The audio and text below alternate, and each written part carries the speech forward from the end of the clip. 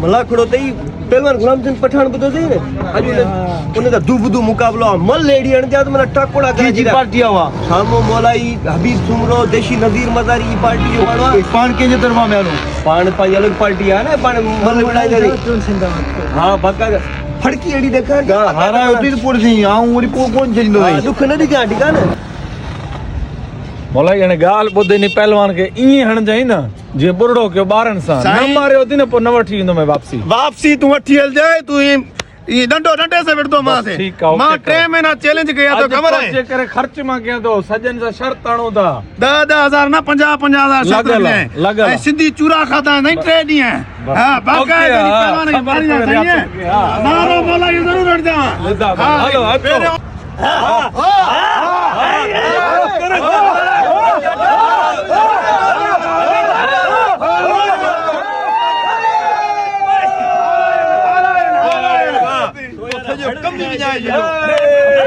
यार मलवड़ी ही बार शादू मारे मैं बोला हबीब सुमरा मैदान में ले अच्छे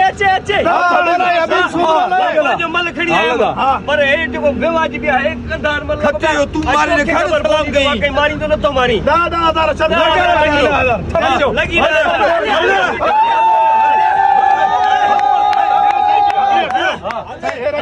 मैं भी सही बात हां खबर के हां खबर के करो हां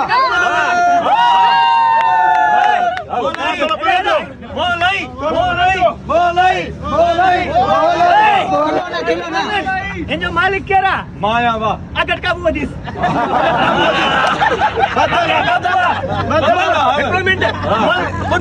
मल जो बेइज्जती न कर अगर टाइटा तो कोई फाटो दो शेरखान में आती खबर पावे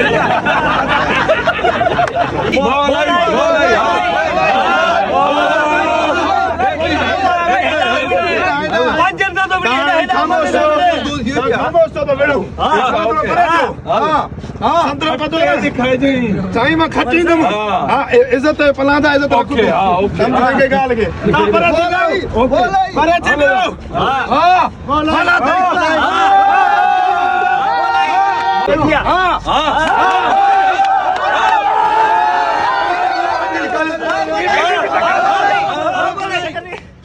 चाहते हो बेस तो कराए जे मुझे मानो अरे किरो नया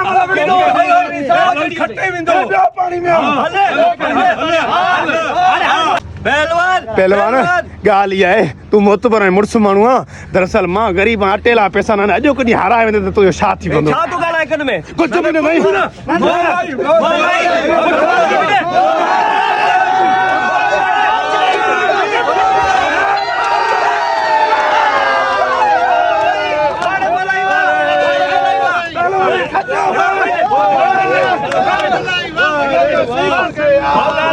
हर जीव साधु यार तू सजी सही मैं पानी यार बाबा दांतली कोले हर जीव दांतली न दांतली दिया है मां बने जो दांतली दिया है हां गुलामचंद गाल बुधा रूह वारी जिंदगी में हिन केन की भी मल नहीं है तो जेड़े पहलवान मानु के मल हई की अरे यार गाल असली है ना गरीबा सपा मिस्किना हारी मानुआ मिंतू की बाबा अटेला पैसा ना किरत अटे पैसा मिलन जय पान की जो कसम किरो आया अल्लाह भाई मानु भावता के खबर ता बुधो आया गाल अगर बुद्धिया तो लाजमी बुधा जो कमेंट में सही है जे नहीं या गाल न हुई पो पॉइंट डंडा ठीक है खुद दोस्त बुधाइना कमेंट में खटे वो आड़े बोला गाल बुधा कल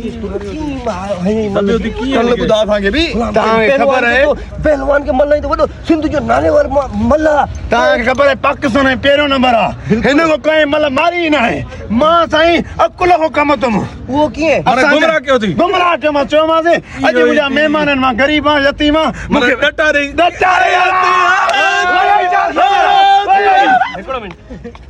कट 10,000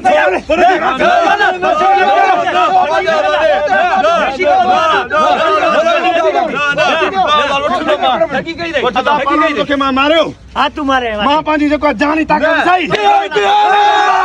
मजारी जिंदाबाद मजारी